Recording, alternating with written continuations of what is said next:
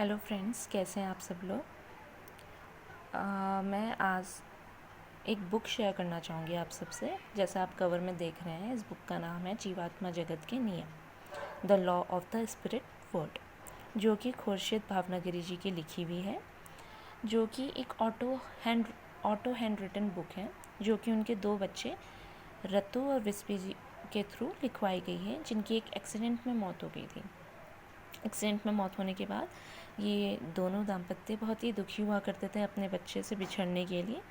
तो उस कारण उनके दोनों बच्चे जीवात्मा जगत से आते हुए स्पिरिट रियाम से उनसे कांटेक्ट करते थे और उनको वहाँ के नियम बताते थे, लॉज बताते थे, ताकि धरती के लोग समझ सकें कि हमें धरती पे क्या करना चाहिए, ईश्वरीय मार्ग को पकड़ पे चलना चाहिए, और ताकि हमें ये नॉलेज पता चले कि क्या सही है क्या गलत है। क्योंकि धरती पे रहने वाले लोगों को सही और गलत का ही नहीं पता। हमारी बुद्धि बहुत लिमिटेड है, जो कि पेरेंटल प्रोग्रामिंग, सोसाइटी प्रोग्रामिंग के कारण और सीमित हो गई है।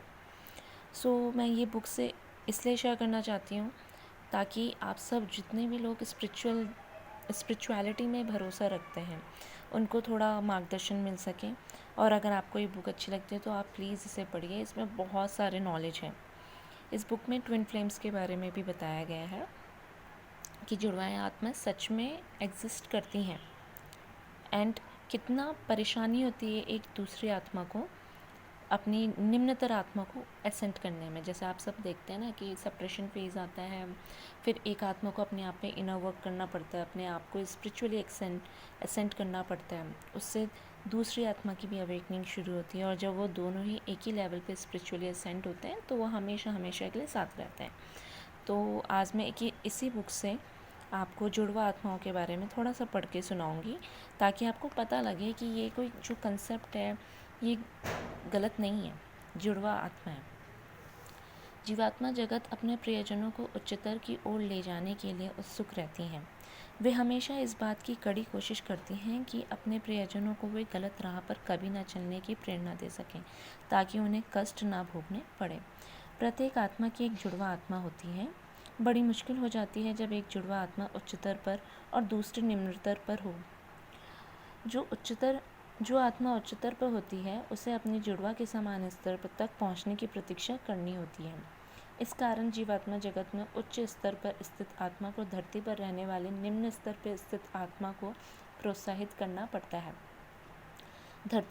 पृथ्वी पर भी जुड़वा आत्माओं को उच्चतर पर ले जाना बहुत ही मुश्किल काम है। सभी जुड़वा एक साथ रहना चाहते हैं, चाहे उनकी जुड़वा आत्मा बुरी हो या भली। ठीक है।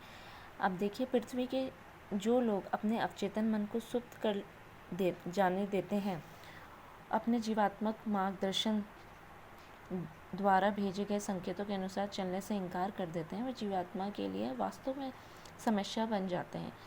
किसी एक जुड़वा के साथ अपने दूसरे साथी को सही रास्ते पर लाना बहुत ही मुश्किल काम है।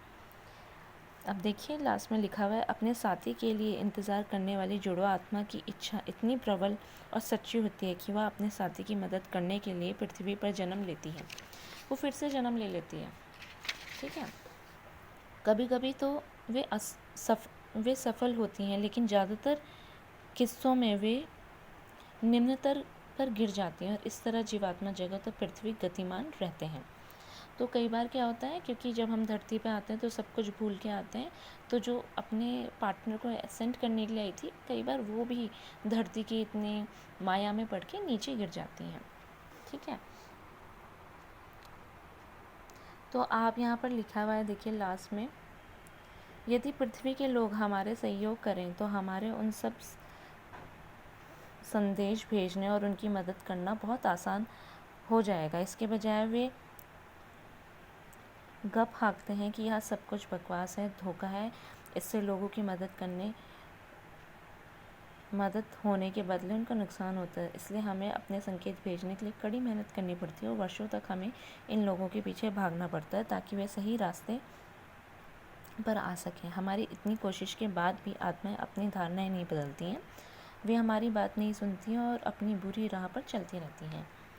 जब पृथ्वी की कोई दुष्ट आत्मा अपने अवचेतन मन को सुप्त हो जाने देती हैं और उसका जीवात्मक मार्गदर्शन भी उस आत्मा को सही राह पर लाने में असफल हो जाता है, तब ऐसी आत्माओं को सही राह लाने के लिए उनकी जुड़वा आत्मा के अलावा और कौन बचता है। पृथ्वी की किसी गिरी हुई आत्मा जुड़वा आत्मा को उच्चतर तक उठाना, उसके सुधार लाने की कोशिश करना जीवात्मा जगत की जुड़वा आत्मा के लिए बहुत कठिन काम है। इसलिए जो ज़रूरी है वह करें, खुद को सुधारें, उच्चतर तक तेज़ी से बढ़ें। पृथ्वी पर चंद वर्षों की मौज मस्ती और खुशियों के बारे में मत सोचिए, शाश्वत खुशियों के बारे में सोचिए। तो दोस्तों, आपने देखा कि किस तरह से जो एक आत्मा एक्सेंट हो जाती है, एक आत्मा जो एसेंट हो जाती है, उसको अपनी दूसरी जो अभी भी स्पिरिचुअली अवेक होने के लिए रेडी नहीं है, उसको एसेंट करने के लिए धरती पे फिर से जन्म लेना पड़ता है। और कई बार तो वो सफल हो पाती है, कई बार वो नहीं हो पाती है। तो ये बुक पढ़िए ज़रूर। मैं इसमें से कुछ और चीज़ें भी आपसे शेयर करूँगी लेटर ऑन, जो कि आपके स्पिरिचुअल अवेकनिंग और स्पिरिचुअलिटी के लिए ज़रूरी है, ताकि हम समझ सकें कि ब्रह्मांड कितना बड़ा है, ईश्वरीय न्याय कितना इम्पॉर्टेंट है, और हमें हमेशा सत्संगत में रहना चाहिए, सत्कर्मों में रहना चाहिए। और कर्म सिर्फ हम हाथों से नहीं कर रहे, हम मन विचारों से भी कर्म कर रहे हैं। होप सो आपको आज की ये ऑडियो अच्छी लगी हो। थैंक यू, धन्यवाद।